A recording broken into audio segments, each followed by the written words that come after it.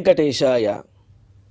గురుర్బ్రహ్మా గురుర్విష్ణుః గురుర్దేవో మహేశ్వరః గురుః సాక్షాత్ పరం బ్రహ్మ తస్మై శ్రీ గురవే నమః.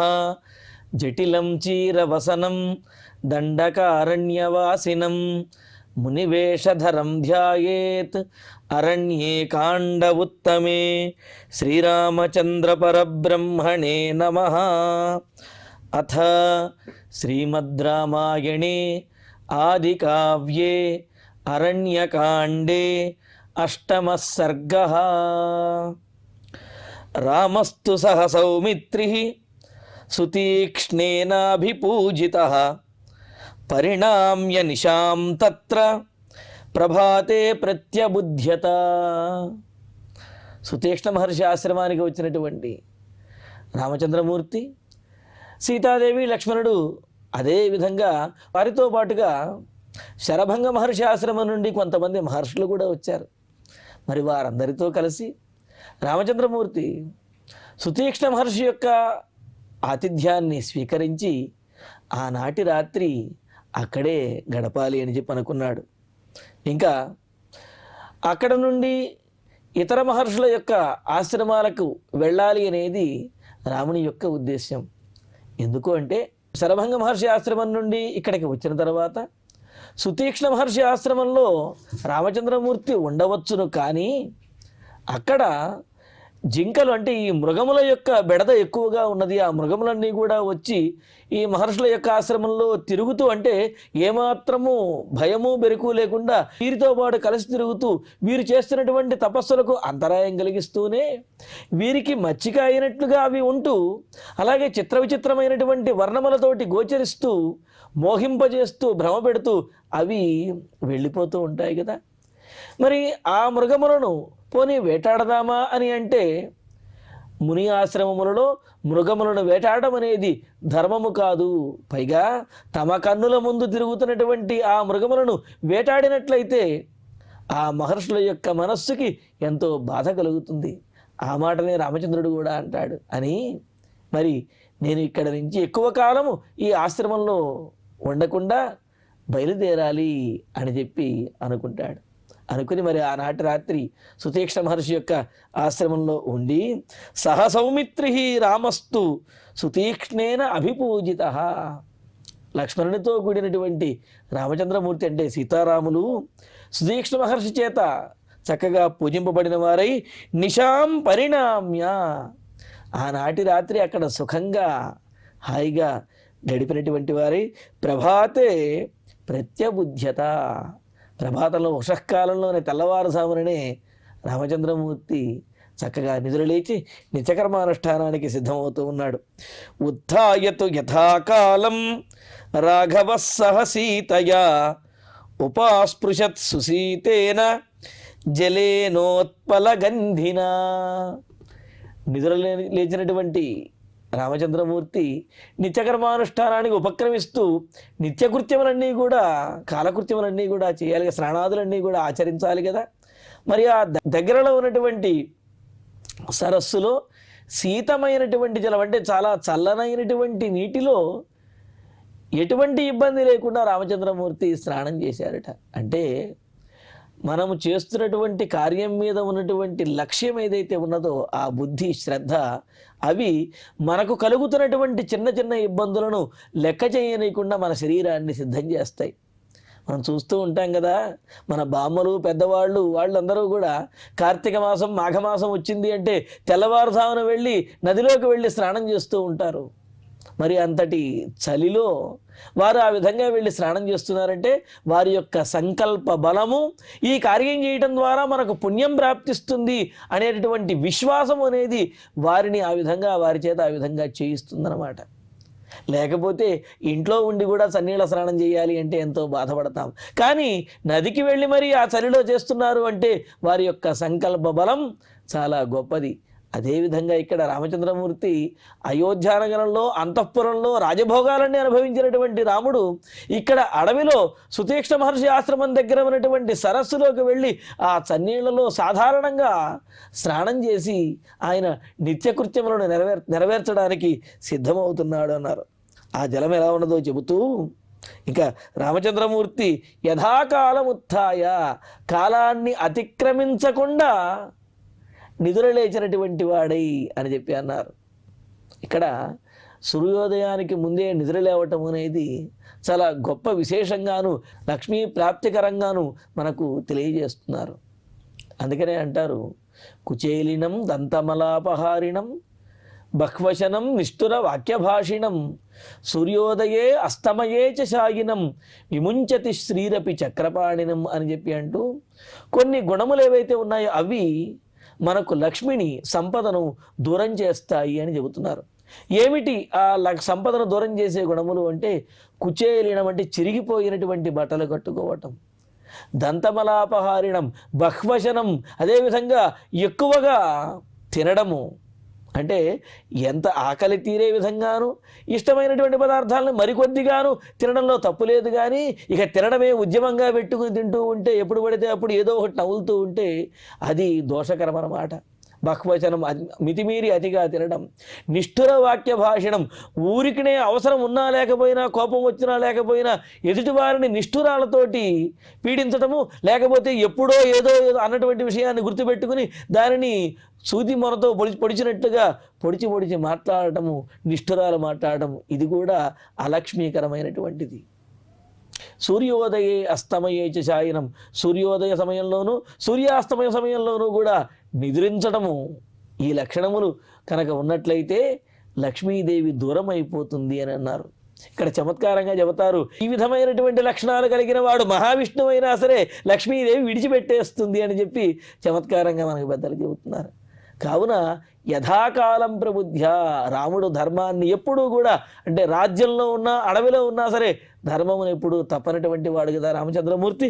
అందుకనే యథాకాలం ప్రబుద్ధ్య, సమయానికి తెల్లవారుజాముననే కాలానుగుణంగా చక్కగా నిద్రలేచి ఆయన ఇంకా ఉత్పలగంధిన జలేన సుశీతేన ఉత్పలగంధిన జలేన, చాలా చల్లనైనటువంటివి, అలాగే ఉత్పలగంధిన ఆ కలువపూల యొక్క వాసనతోటి సుగంధభరితంగా ఉన్నాయి ఆ జలము, అయితే చాలా చల్లగా ఉన్నాయట.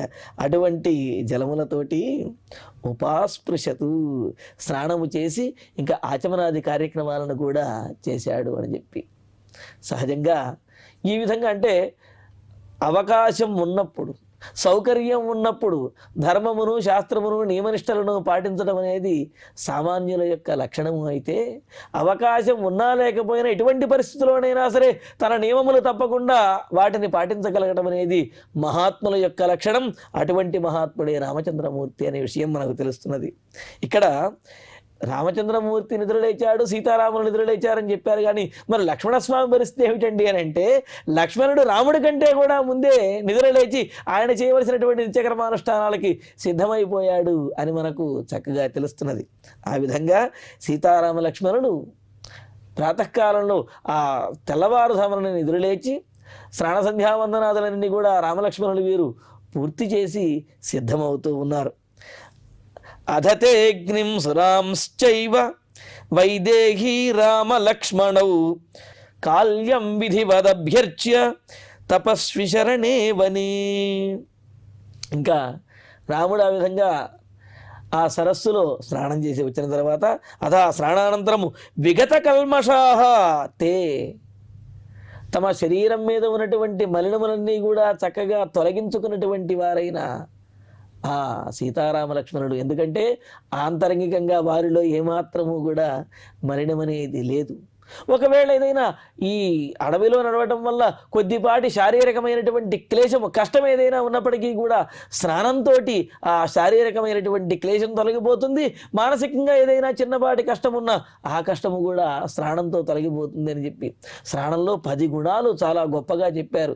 వాటిలో శారీరక శ్రమ తొలగటము, మానసికమైనటువంటి ప్రశాంతత కలగటము కూడా ఈ స్నానము యొక్క లక్షణంగా తెలియజేశారు.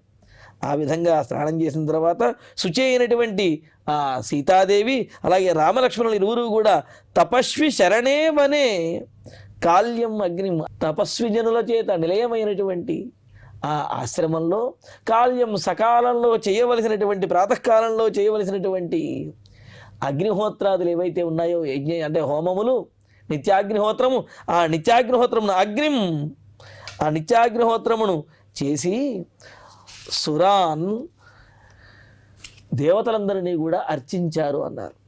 అదేంటండి, దేవతలందరూ కూడా రామచంద్రమూర్తిని ఆశ్రయించి రామావతారాన్ని ధరించి మమ్మల్ని రక్షించమని చెప్పి దేవతలందరూ ప్రార్థిస్తూ ఉంటే రాముడు మరలా దేవతలను ఆరాధించాడని చెప్పడం ఏమిటి?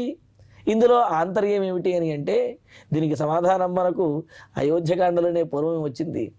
అక్కడ సహపత్య విశాలాక్ష్య నారాయణం ఉపాగమతు అని చెప్పినట్టుగా అయోధ్యలో రామచంద్రమూర్తి ఆ పట్టాభిషేకాన్ని సంకల్పించినటువంటి రోజున ఏం చేస్తూ ఉన్నాడు? తన పత్ని అయినటువంటి సీతాదేవితో కలిసి తన ఇలవేల్పు అయినటువంటి పరమాత్మను ధ్యానిస్తూ ఉన్నాడు. ఎవరండి ఇలవేలుపు అంటే రంగనాథస్వామి అని మనకు పెద్దల ద్వారా తెలుస్తున్నది. ఆ విధంగా తమ వంశపారంపర్యంగా ఇక్ష్వాకు దగ్గర నుంచి వస్తున్నటువంటి ఆ రంగనాథస్వామిని రామచంద్రమూర్తి అర్చిస్తూ ఉన్నాడు సీతాదేవితో కలిసి అని చెప్పి అయోధ్యకాండలో చెప్పుకున్నాం కదా. మరి అదేవిధంగా ఇక్కడ దేవతలను అని అంటే తన ఇలవేలుపు అదేవిధంగా పరమాత్మ వారి నుంచి మొదలుపెట్టి ఏ ఏ దేవతలకు ఆహుతులను సమర్పించాలో వారందరికీ కూడా ఆ నిత్యాగ్నిహోత్రంలో ఆహుతులను సమర్పించి అభ్యర్చి విధివతు యథావిధిగా వారందరినీ కూడా అర్చించారు అన్నారు. చూడండి, ఇక్కడ రామచంద్రమూర్తి ఆయన పరమాత్మ అయినప్పటికీ కూడా మానవుడిగా ఉన్నటువంటి వాడు ఏమేమి ఆచరించాలో వాటన్నింటినీ కూడా స్వయంగా తాను ఆచరించి మనందరికీ కూడా మార్గనిర్దేశనం చేశాడు. అంతేగాని నేను పరమాత్మ యొక్క అవతారాన్ని నేను ఎప్పుడూ కూడా రామచంద్రమూర్తి భావించలేదు. తనను తాను సామాన్య మానవుడిగానే భావించుకున్నాడు. మానవుడు ఆచరించవలసినటువంటి ధర్మములన్నీ కూడా తూచా తప్పకుండా పాటించి మనందరికీ మార్గనిర్దేశనం చేశాడు. ఆ విధంగా విధివత్తు విధి విధానంగా శాస్త్ర విధిని అనుసరించి అభ్యర్చ్య ఆ దేవతలందరినీ కూడా ఆరాధించి అగ్నిహోత్రము ద్వారా ఉదయంతం దినకరం దృష్ట్వా విగత కల్మషాః సుతీక్ష్ణమభిగమ్యేదం శ్లక్ష్ణం వచనమబ్రువన్. ఇంకా సూర్యుడు ఉదయించేటటువంటి సందర్భంలోనే ఉద్యంతం దినకరం దృష్ట్వా, ఉదయించి పైకి వస్తున్నటువంటి సూర్యుడిని చూచి ఆ తరువాత విగత కల్మషాః సుతీక్ష్ణం అభిగమ్య, విగత కల్మష ఎటువంటి కల్మషము లేనటువంటి వారే, ప్రశాంతమైనటువంటి చిత్తంతో ఉన్నవారే. ఈ మాట మరలా ఎందుకు చెబుతున్నారు అంటే కొత్త ప్రదేశం, అందులోనూ కూడా దట్టమైనటువంటి దండకారణ్యం, అందులోనూ కూడా రాక్షసుల యొక్క బాధ ఉన్నది అనే విషయం మహర్షులందరి చేత చెప్పబడింది, ఆ వారి ద్వారా తెలిసింది. అందులోనూ సీతాదేవి కూడా, మరి అబలైనటువంటి సీతాదేవి కూడా తమతో ఉన్నది. మరి ఇన్ని ప్రతికూలమైనటువంటి పరిస్థితుల్లో తమ ప్రయాణం, తాము అడవిలో ఎలా గడపగలము అనే ఈ విధమైనటువంటి బాధ కానీ, బెరుకు కానీ, సంకోచం కానీ వారిలో ఏమాత్రమూ లేవన్నమాట. జరిగేది జరుగుతుంది, జరిగే వాటికి మనం వాటిని ఎదుర్కోవాలి అనే ధైర్యము తప్ప అమ్మో ఏమైపోతుందో ఏం జరుగుతుందో అనే భయం వారిలో ఏమాత్రము లేదు. అందుకనే విగత కల్మషాః, వారు ప్రాతకాలంలో చేయవలసినటువంటి నిత్యకర్మానుష్ఠానాన్ని చక్కగా ప్రశాంతంగా నెరవేర్చుకొని, అంటే ఎటువంటి ఆపత్కర పరిస్థితుల్లోనైనా తాము చేయవలసినటువంటి పనులను తాము చేస్తూ, ఇంకా సూర్యుడు ఉదయించే సమయానికి ఉదయిస్తూ అలా పైకి వస్తున్నటువంటి సమయంలో సుతీక్ష్ణం అభిగమ్య, సుతీక్ష్ణ మహర్షి దగ్గరకు వెళ్ళి ఇదం వచనం అబ్రవీతు, ఈ విధంగా అంటూ ఉన్నారు. ఇక్కడ రామచంద్రమూర్తి సూర్యోదయానికి ముందే అగ్నిహోత్రాదులను పూర్తి చేసి, సూర్యోదయం సందర్భంలో మరి ఆ సంధ్యావందనాదులు వీటినన్నిటినీ కూడా అప్పటికే పూర్తి చేసి అప్పుడు సుతీక్ష్ణ మహర్షిని కలిశాడు అని తెలుస్తున్నది. ఇక్కడ కాత్యాయన మహర్షి చెప్పినటువంటి సూత్ర ప్రకారము కూడా సూర్యోదయానికి ముందు అగ్నిహోత్రమును చేయటం అనేది ఆ పరంపరలో ఉన్నది. మరి రఘువంశీయుల యొక్క సంప్రదాయం కాత్యాయన మహర్షి చెప్పినటువంటి సూత్రానుసారముగా ఉన్నది అనేది దీని ద్వారా తెలుస్తూ ఉన్నదన్నమాట. అంటే సూర్యోదయానికి ముందే అగ్నిహోత్రాది కార్యక్రమములను నిర్వర్తించి, ఇంకా సూర్యోపస్థానం అంటే సూర్యుడు ఉదయించే సమయంలో ఆ సంధ్యావందనాదులను నిర్వర్తించడం మొదలైనటువంటి ఆ వైదిక కార్యక్రమాలన్నీ కూడా చేయటము ఇదంతా కూడా తెలుస్తున్నది అని చెబుతున్నారు. ఈ విధంగా వారు నిత్యకర్మానుష్ఠానాన్ని పూర్తి చేసుకుని సూర్యుడు ఉదయించిన తర్వాత సూర్యుడు ఇంకా పైకి వస్తూ ఉండగా సుతీక్ష్ణ మహర్షితోటి ఈ విధంగా మాట్లాడుతూ ఉన్నారు. ఇందులో మరో విశేషాన్ని కూడా మనకు పెద్దలు చాలా గొప్పగా చెప్పారు. రామచంద్రమూర్తి ఎవరిని ఆరాధించాడు అనే విషయం మనకు తెలిసింది. అలాగే ఏ విధంగా అయితే రాముడు ఆరాధించాడో అదేవిధంగా మిగతా మానవులందరూ కూడా మనము కూడా ఆరాధించాలనే విషయాన్ని కూడా చక్కగా మనకు తెలియజేశారు. అందుకనే ఎవరికి తోచిన విధంగా ఎవరికి కుదిరిన విధంగా వారు ప్రతిరోజు కూడా దేవతార్చన అనేది తప్పనిసరిగా చేసి తీరాలి అనేది దీని ద్వారా తెలుస్తున్నది అన్నమాట. ఎట్టి పరిస్థితుల్లోనూ కూడా అదేంటండి, మాకు పూజలు పునస్కారాలు మంత్రాలు శ్లోకాలు ఇవేమీ రావు కదా, మరి మేము ఎలా చేయగలుగుతాము అని అంటే, భక్త్యా తుష్యతి కేవలం నచగుణై భక్తి ప్రియో మాధవ అని చెప్పినట్లుగా ఇవన్నీ వచ్చినా రాకపోయినప్పటికీ, మంత్రములు లేకపోతే యజ్ఞములు చేయటము, అగ్నిహోత్రములు శ్లోకాలు ఇవన్నీ రాకపోయినప్పటికీ కూడా మనస్ఫూర్తిగా నిద్ర లేచిన తర్వాత స్నానం చేసిన తర్వాత ఒక్కసారి ఆ స్వామివారి యొక్క చిత్రపటానికి నమస్కరించుకున్నా చాలు, అదే అర్చనతో సమానమైనటువంటి ఫలాన్ని ఇస్తుంది. అంటే యథాశక్తి అనేది మనకు పెద్దలు చెప్పినటువంటి అవకాశమే. అంటే మన శక్తి కొలది మనం చేస్తాము తప్ప శక్తికి మించి ఎవరం చేయలేం కదా. మహాత్ములు శక్తికి మించి కూడా చేయవచ్చును, కానీ సామాన్యులైనటువంటి వారు తమ శక్తి కొలది తాము ఎంతవరకు చేయగలుగుతారో అంతవరకు చేసినా చాలు, పరమాత్మ పరిపూర్ణమైనటువంటి ఫలాన్ని అనుగ్రహించి తీరుతాడు. అంటే ప్రతిరోజు కూడా భగవదారాధన అనేది చేయటం తప్పనిసరి అనే విషయం తెలుస్తున్నది. అందుకనే నా విష్ణువారాధనాత్ పుణ్యం విద్యతే కర్మ వైదికం తస్మాదనాది మధ్యంతం నిత్యం ఆరాధయేద్ధరిం అని చెప్పంటూ విష్ణువారాధనను, ఆ పరమాత్మను శ్రీమన్నారాయణుణ్ణి అర్చించడం కంటే గొప్ప వైదికమైనటువంటి కర్మ ఇంకోటి ఏదీ లేదు అని అన్నారు. అంటే అందుకే ఎందుకు చెబుతున్నారంటే ఈ మాట, ఏమండి యజ్ఞయాగాదులు చేసే వాళ్ళందరూ తపస్సులు చేసే వాళ్ళందరూ గొప్ప గొప్ప ఫలాలను పొందుతారు, మేము కేవలం నమస్కారం చేస్తున్నాం కదా మాకు ఆ ఫలం వస్తుందా అని అంటే, మానసికమైనటువంటి శుచితోటి, శారీరకమైనటువంటి శుచితోటి, మానసికంగా నిర్మలమైనటువంటి మనస్సుతో స్వామికి చేతులు జోడించి నమస్కరిస్తే చాలు, ఆ ఫలితం అనేది దక్కుతుంది. అందుకని ఏమంటున్నారు, విష్ణువుని ఆరాధించడం కంటే కూడా, పరమాత్మకు నమస్కరించడం కంటే కూడా గొప్ప వైదిక కర్మ మరి ఏది కూడా లేదు అని అంటున్నారు. కావున భగవదారాధనం అనేది నిత్య కర్మ, అదేదో నైమిత్తికంగా ప్రత్యేకమైనటువంటి సందర్భాల్లో చేసేది కాదు, ప్రతిరోజు కూడా చేయవలసినటువంటిది అని అన్నారు.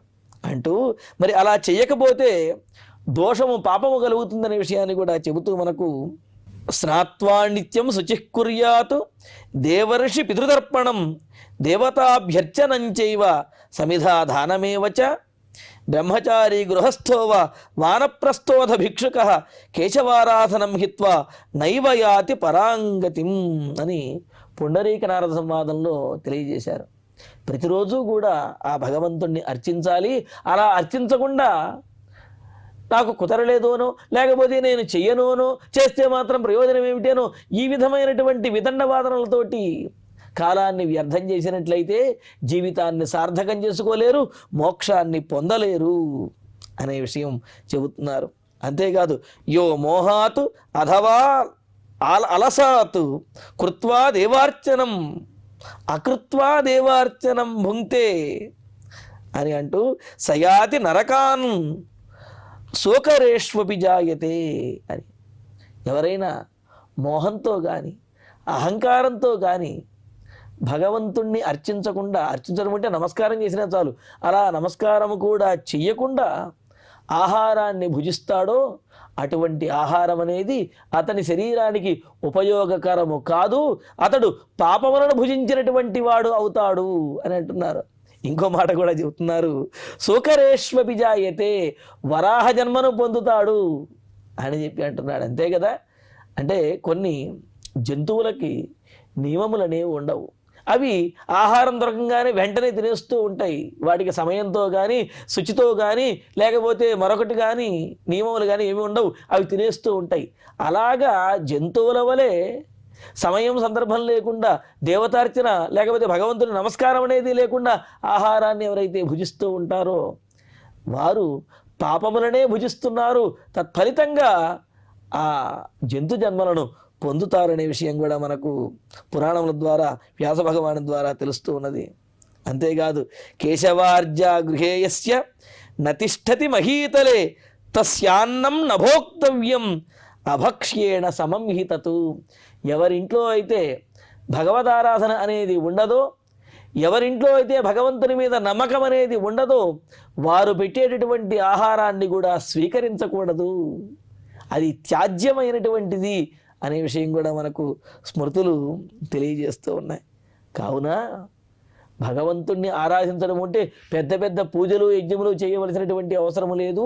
అంటే శక్తి ఉన్నవాళ్ళు వాటిని చెయ్యాలి, చేయవలసినటువంటి నియమం ఉన్నవాడు వాటిని చెయ్యాలి. కానీ అవి చెయ్యటం తెలియనటువంటి వారు నమస్కారంతోనైనా సరే భగవంతుణ్ణి అర్చించి ఆహారాన్ని స్వీకరించాలి. అటువంటి వారి ఇంట్లోనే ఆతిథ్యాన్ని స్వీకరించాలి, లేకపోతే వారి ఆతిథ్యాన్ని కూడా స్వీకరించకూడదు అని ఈ విధంగా చాలా అంటే ఆహారాన్ని గ్రహించే విషయంలోనూ, నిత్యకర్మానుష్ఠానంలో భగవంతుని నిత్యము అర్చించే విషయంలోనూ కూడా అనేకమైనటువంటి నియమాలు ఇంకా చాలా చెప్పారు. ఏది ఏమైనప్పటికీ కూడా సారాంశం ఇదే: భగవంతుణ్ణి అర్చించడం అనేది నిత్యకర్మ. ప్రతిరోజు కనీసం ఒక్కసారైనా సరే భగవంతునికి నమస్కరించడం, భగవంతుణ్ణి అర్చించడం అనేది చెయ్యాలి.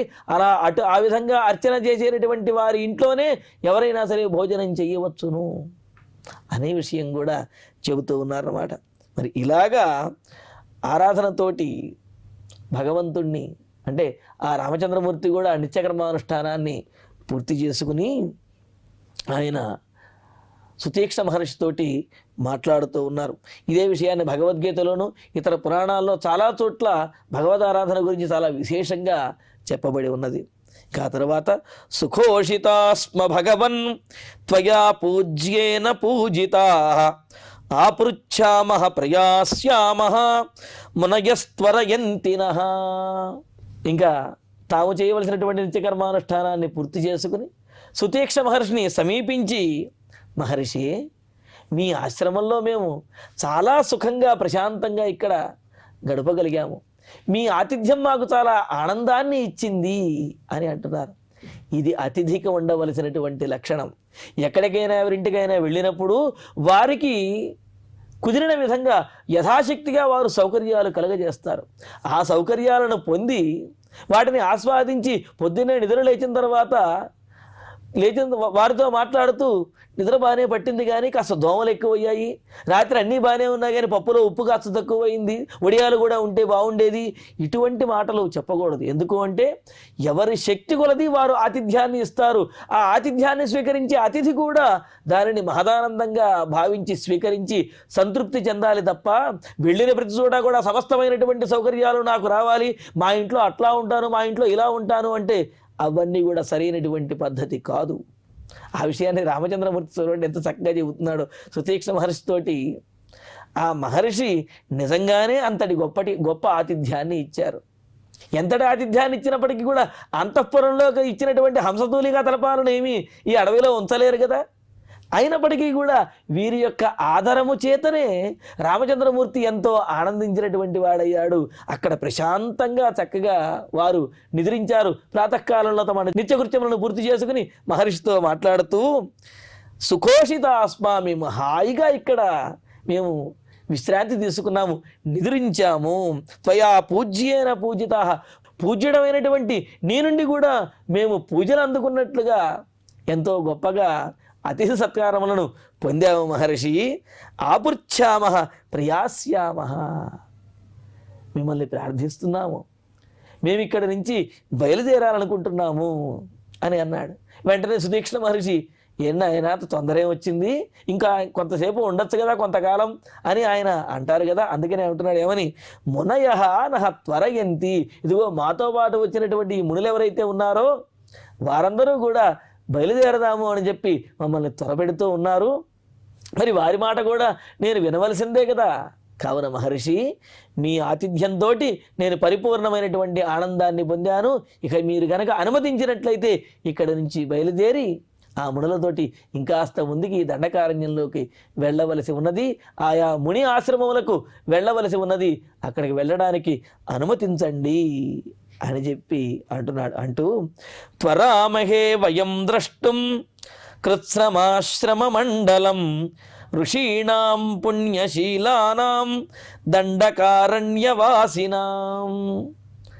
ఏంనాయన ఎందుకుని అంటే ఈ దండకారణ్యంలో ఉన్నటువంటి మునులందరి యొక్క ఆశ్రమాలకు మేము వెళ్ళాలి అనుకుంటున్నాము, అందుకనే మేము బయలుదేరతాము అని అంటూ పుణ్యశీలానాం. ఎందుకని అందరి ఆశ్రమాలకు వెళ్ళడం అని అంటే ఇక్కడ ఉన్నటువంటి మహర్షులందరూ కూడా పుణ్యశీలురు, తపస్సంపన్నులైనటువంటి వారు. వారిని దర్శించినంత మాత్రముననే ఆ ఆనందము ఆ పుణ్యము అన్నీ కూడా కలుగుతాయి. కావున పుణ్యశీలానాం ఋషీణాం దండకారణ్యవాసినాం, పుణ్యశీలులైనటువంటి తపస్సంపన్నులైనటువంటి మహర్షులు దండకారణ్యంలో నివసిస్తున్నటువంటి వారైన మహర్షుల యొక్క ఆశ్రమ మండలం కృత్స్నం, ఆశ్రమ సమూహములన్నింటినీ కూడా మేము ద్రష్టుం ఇచ్చామ త్వరామహే, ద్రష్టుం త్వరామహే, చూడాలి అని చెప్పి మేము అనుకుంటున్నాము. అలా చూడాలి అంటే మరి బయలుదేరాలి కదా, అందులోనూ మాతో పాటు వచ్చినటువంటి మహర్షులు కూడా ఈ విధంగా బయలుదేరుదాము అని అంటున్నారు. కావున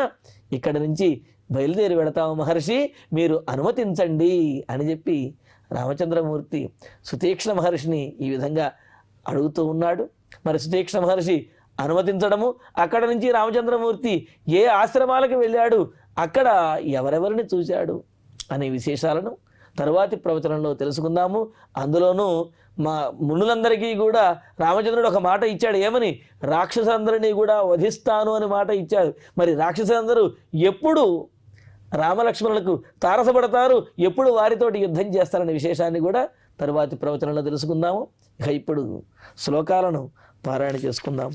రామస్తు సహ సౌమిత్రిః సుతీక్ష్ణేనాభిపూజితః పరిణామ్య నిశాం తత్ర ప్రభాతే ప్రత్యబుధ్యత ఉత్థాయతు యథాకాలం రాఘవః సహ సీతయా ఉపాస్పృశత్ సుసీతేన జలేనోత్పలగంధినా అధతేऽగ్నిం సురాంశ్చైవ వైదేహీ రామలక్ష్మణౌ కాల్యం విధివదభ్యర్చ్య తపస్విశరణే వనే ఉదయంతం దినకరం దృష్ట్వా విగతకల్మషాః సుతీక్ష్ణమభిగమ్యేదం శ్లక్ష్ణం వచనమబ్రువన్ సుఖోషితాస్మ భగవన్ త్వయా పూజ్యేన పూజితాః ఆపృచ్ఛామః ప్రయాస్యామః మునయస్త్వరయంతి నః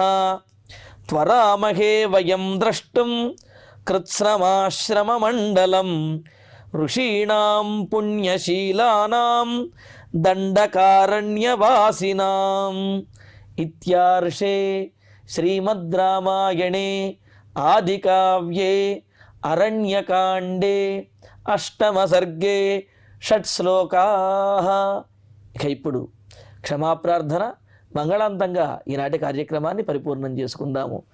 యదక్షరపదభ్రష్టం మాత్రాహీనంతు యద్భవేత్ తత్సర్వం క్షమ్యతాం దేవ నారాయణ నమోస్తుతే. కాయేన వాచా మనసేంద్రియైర్వా బుద్ధ్యాత్మనా వా ప్రకృతే స్వభావాత్ కరోమి యద్యత్ సకలం పరస్మై నారాయణాయేతి సమర్పయామి. శ్రియః కాంతాయ కళ్యాణ నిధయే నిధయేర్ధినాం శ్రీవేంకటనివాసాయ శ్రీనివాసాయ మంగళం.